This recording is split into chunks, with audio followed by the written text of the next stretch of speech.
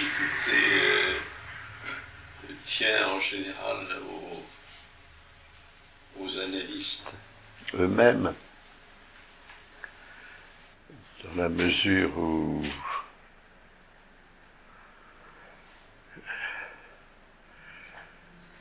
leur pratique les met forcément en porte-à-faux quant aux valeurs socialement partagées. Et donc la psychanalyse n'est aucunement censée apporter une promotion, ni un avantage, ni un titre, et c'est pourquoi Lacan dira que pour être psychanalyste, il faut être un saint. Mais pire que ça, puisqu'un saint a au moins lui le bénéfice ou l'avantage de faire la charité, tandis que le psychanalyste, lui, il va déchariter. Autrement dit, permettre à son analysant de prendre la mesure de ce qu'il a à payer pour pouvoir jouir d'un savoir, de son savoir. Donc la difficulté dans l'échec de l'école freudienne a sans doute tenu aux analystes eux-mêmes, mais il n'y a aucune raison de ne pas mettre en cause, bien sûr, la part de Lacan. Peut-être s'y est-il mal pris, peut-être a-t-il surestimé l'engagement de ses élèves,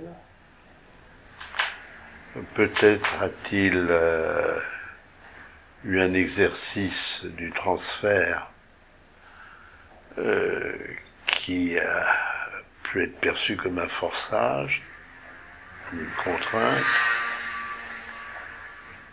En tout cas, ce qui est sûr, c'est qu'il avait de grands espoirs dans les conséquences de son enseignement et que la déception qu'au fur et à mesure il a connue n'a pu que exacerber chez lui ce qu'on pourrait appeler son inconduite. La fin de l'école freudienne a été tout à fait, s'est faite sur un mode tout à fait classique, c'est-à-dire volonté de captation d'un héritage intellectuel, comme si celui-ci constituait un bien qu'il s'agissait d'exploiter. C'est donc une modalité, si je puis dire, plutôt traditionnelle qui opère dans toutes les transmissions, qu'il s'agisse de biens meubles, immeubles ou intellectuels. Donc on peut dire une fin absolument classique et qui n'a pas grand-chose à voir avec la psychanalyse elle-même, sauf que bien entendu,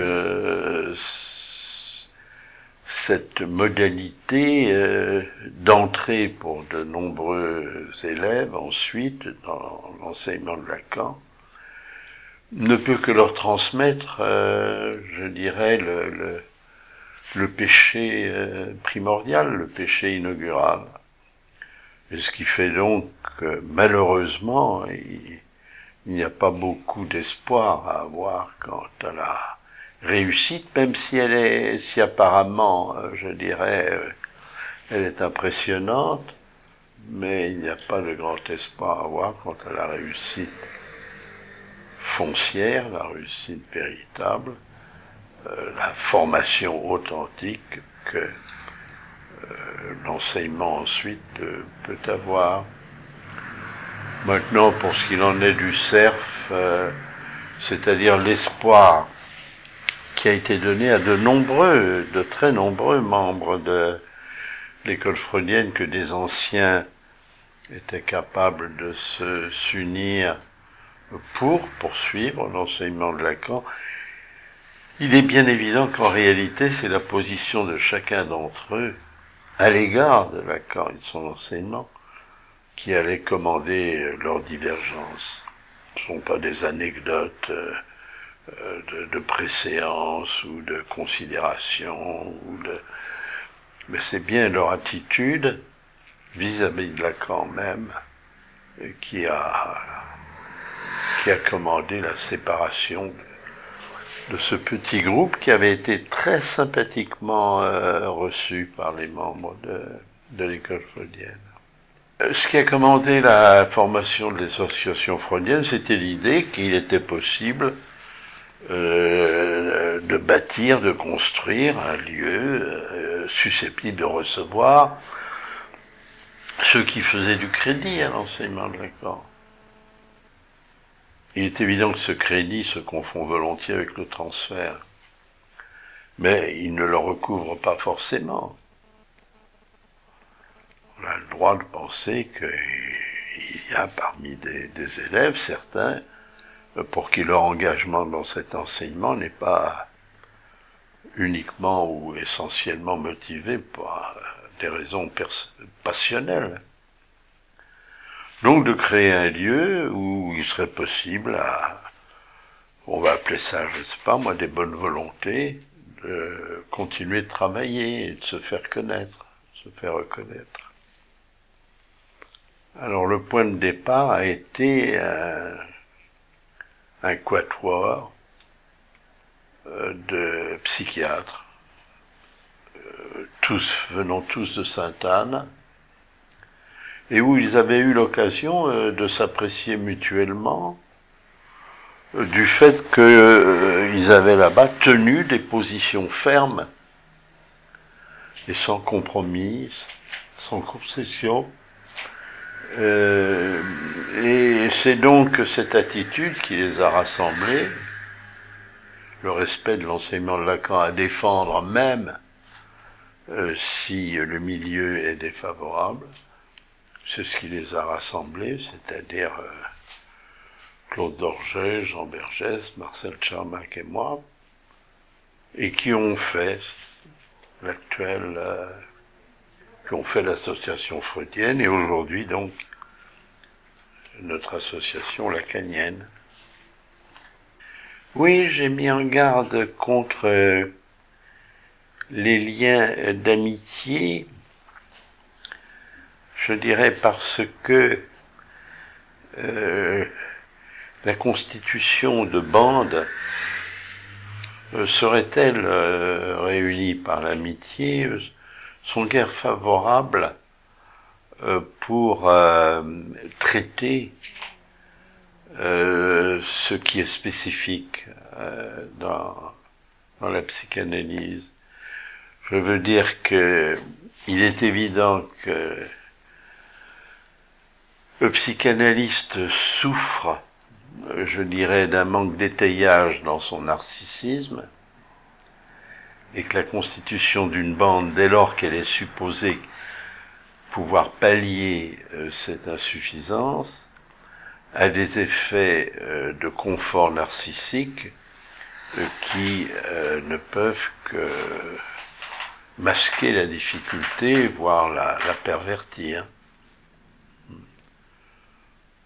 Et aux grandes dames de ses élèves, Lacan s'est d'ailleurs toujours méfié de la constitution de bande dans son école, ce qu'il n'a pas réussi à empêcher d'ailleurs. Pour Freud, ça a été pareil. L'histoire autour de Lacan est strictement identique à celle qui s'est déroulée autour de Freud. Absolument les mêmes situations. On a presque l'impression, on pourrait presque dire que ce sont les mêmes personnes, les mêmes argumentations, les mêmes types de vindictes, de dénonciation, de récusation, strictement identiques. C'est assez impressionnant comme répétition. Ça montre bien que ce qui est à l'œuvre ne dépend pas des personnes, mais dépend des faits de structure en tant que non analysés. Il est certain que j'ai eu plus tendance à faire appel à ce qui serait l'engagement rationnel des membres de l'association plutôt que de faire appel à leur réaction transférentielle. Ça, c'est clair. Peut-être les effets sont-ils meilleurs, mais je dois dire que la prévalence accordée à la raison chez chacun, c'est pas du tout psychanalytique. Normalement, la psychanalyse fait davantage crédit aux forces de l'inconscient que, je dirais, à la rationalité. Néanmoins, c'est ce que j'ai joué. Et puis on verra bien. Oui, c'est une association dans la mesure où une école suppose le rassemblement autour d'un enseignement. Et il ne m'a pas semblé que j'étais en mesure d'apporter, eu égard à celui de Lacan, un enseignement qui serait original et neuf par rapport au sien. Il m'a donc paru plus légitime d'envisager une association, c'est-à-dire le rassemblement de personnes qui se reconnaissaient par l'investissement qu'ils faisaient dans l'enseignement de Lacan. Quitte à ce que j'y joue un rôle de coordinateur, voire d'aîné, tout simplement. Ce qui est bien mon cas. Je suis quand même l'aîné dans cette affaire. Donc plutôt ce rôle-là que celui de maître d'école, qu'était Lacan. Le nom d'école qu'il a donné à son groupe était parfaitement original.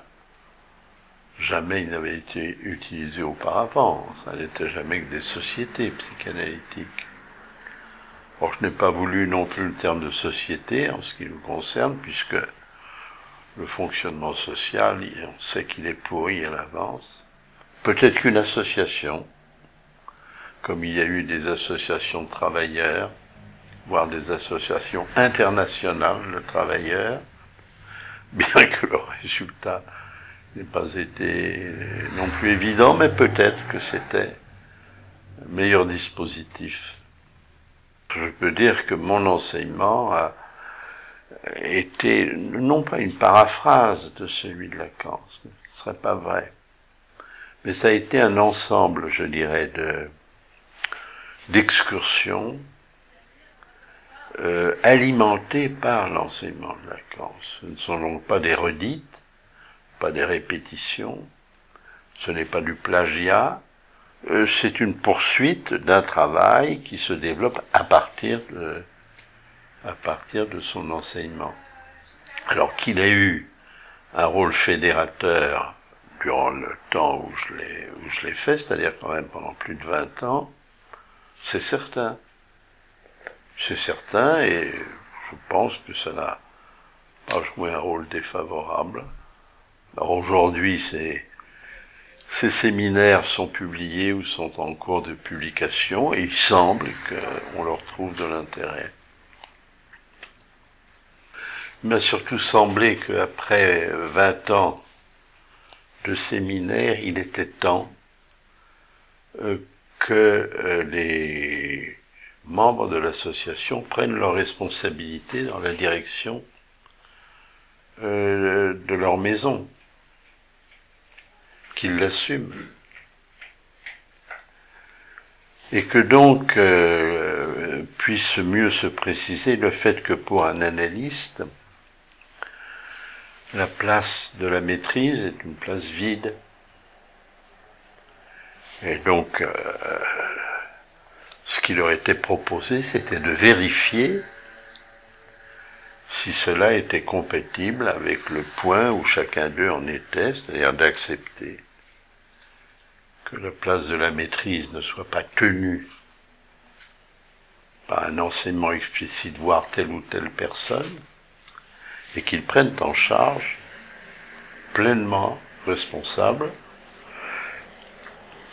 la direction de leur maison, puisque c'est d'eux dont il est question et de leur avenir. Donc de savoir s'ils étaient décidés, cet avenir, à le poursuivre et à le développer. C'est pour ça que je me suis mis de côté. Et si j'ai écrit L'homme sans gravité, c'était sans doute aussi pour témoigner qu'il était possible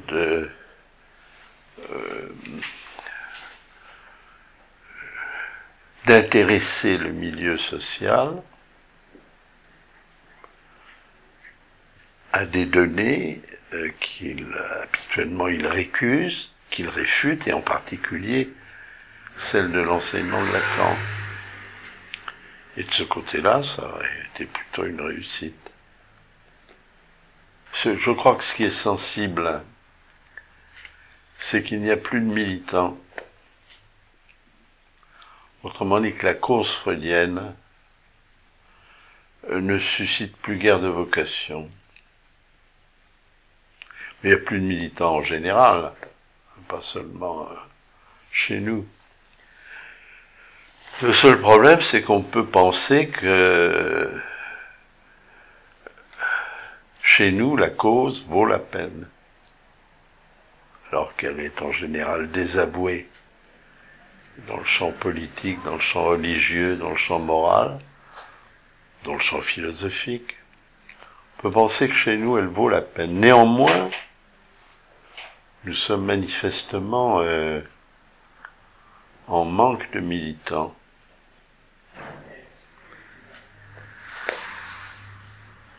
Voilà, les précédents militants s'étaient fourvoyés, c'est clair. Ceux d'aujourd'hui ne se fourvoient pas, puisqu'ils se font remarquer par leur discrétion. À l'époque de Lacan, j'étais tout le temps sur les routes, avec un bâton de pèlerin. J'ai pas rechigné. Alors, c'était sans doute par affection pour lui, mais c'était aussi avec le très net sentiment que ce que j'allais comme ça prêcher dans les campagnes valait la peine. Valait la peine et avait des conséquences.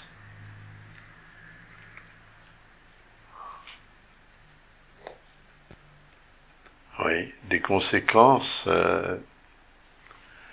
pour essayer de nous défendre contre la barbarie.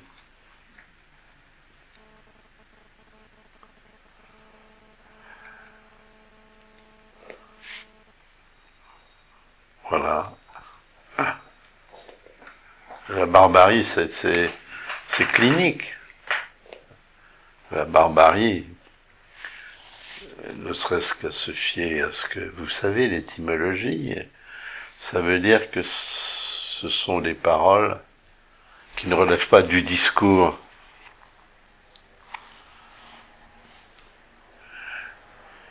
Le barbare est celui qui ne passe pas par le discours pour se faire entendre.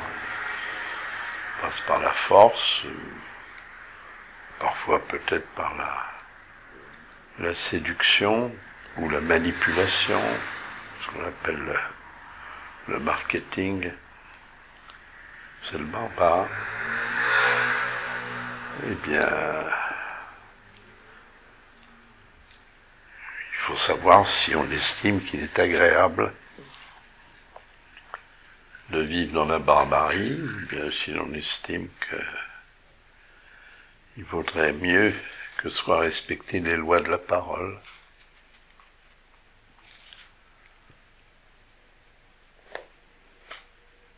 Nous avons essayé à un moment donné d'inviter des délégués des divers groupes issus de l'enseignement de Lacan de venir participer avec nous à des colloques qui leur seraient spécialement dédiés à une question commune et dont on viendrait débattre ensemble, avec l'idée donc si tout le monde se référait au même enseignement, c'est le même problème que les religions issues du monothéisme. Si elles relèvent toutes du même texte, pourquoi est-ce qu'elles ne finiraient pas par s'entendre? Nous avons donc essayé, et y compris avec l'école de Miller. Les résultats ont été décevants. Décevants parce que les invités que nous avons donc reçus se plaçaient clairement sous le signe de la méfiance et du souci de déjouer la manœuvre. Je ne sais pas laquelle. En tout cas, c'est-à-dire que plutôt qu'une collaboration sur le sujet proposé, c'était plutôt des attitudes politiques qui étaient exprimées. Et puis d'autre part aussi, je dois dire, des carences dans l'interprétation de l'enseignement de Lacan ou des divergences qui paraissaient parfois surprenantes. Donc avec les associations, il n'y a sûrement pas d'espoir, et ce n'est pas un hasard si elles sont séparées. Elles sont finalement organisées chacune autour de principes qui, même s'ils ne sont pas clairement formulés, sont bien réels dans le traitement de l'enseignement de Lacan. Nous sommes les seuls à étudier chaque année un séminaire. Nous sommes les seuls. Nous sommes aussi, il y a un groupe qui s'appelle École lacanienne, mais l'appellation en général n'est jamais explicite.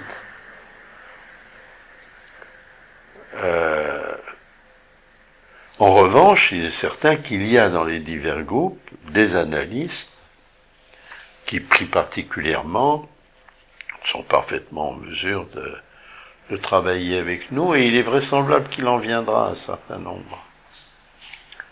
Parce qu'ils s'aperçoivent bien que, au bout de 30 années maintenant, ça fait 30 années que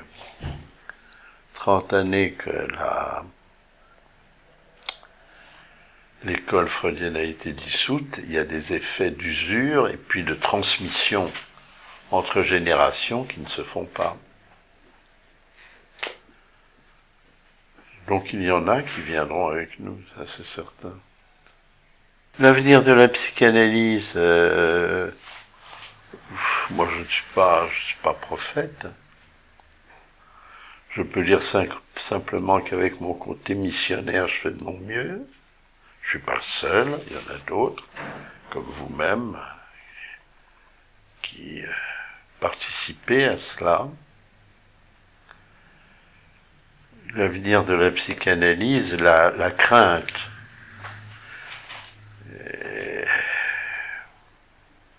S'il n'y avait pas eu Lacan, elle aurait déjà été balayée. Je regardais tout à l'heure un numéro du magazine littéraire du mois de juin, intitulé « Les fictions de la psychanalyse », et qui rassemble un certain nombre d'écrivains et aussi des psychanalystes. C'est impressionnant. C'est impressionnant il faut bien le dire comme ça, par la pauvreté intellectuelle de ce qui est là proposé, et le caractère très, très primaire de la façon dont la psychanalyse est abordée et présentée. Alors je vous conseille, si vous voulez vous faire une idée de l'avenir de la psychanalyse, eh bien de lire ce numéro du magazine littéraire, mois de juin 2014, Les fictions de la psychanalyse. Alors si ça n'était que les écrivaillons qui écrivaillonnent, bon d'accord, Mais il y a aussi quelques psychanalystes là qui prennent la plume. On a l'impression que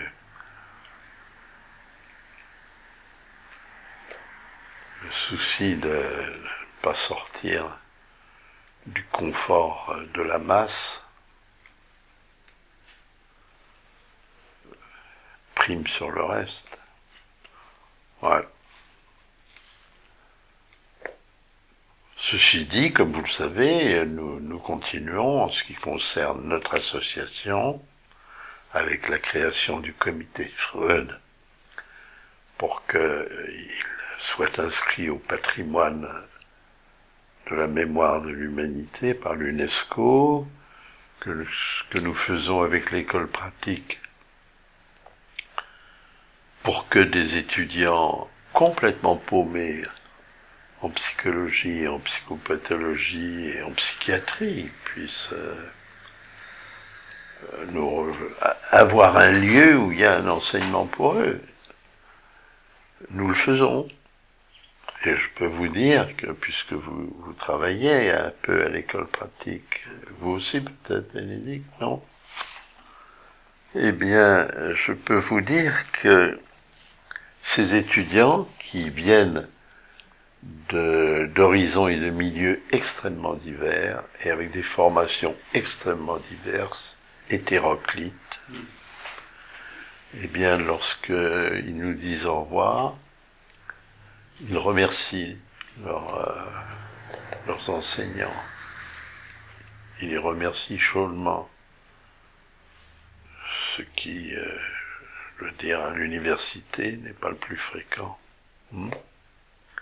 Alors c'était quand même un indice de quelque chose. Je veux dire que les étudiants qui sont venus là chez nous par hasard, envoyés souvent par des organismes pour pouvoir y faire un cursus propre à les diplômés, et donc venus avec des intérêts pratiques habituels, ordinaires.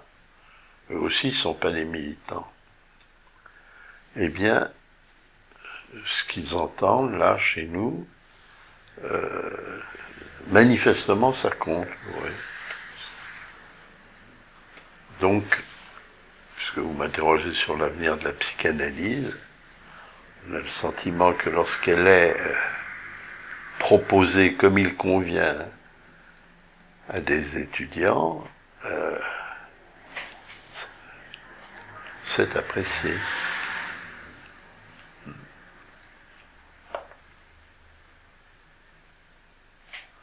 Ceci dit, notre pays aujourd'hui est le seul en Europe où la psychanalyse est vivante.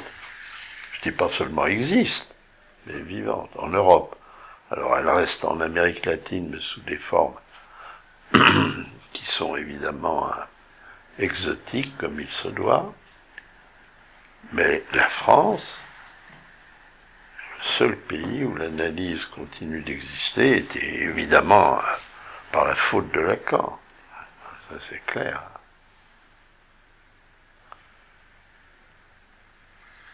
Donc c'est lui le fautif pour le moment.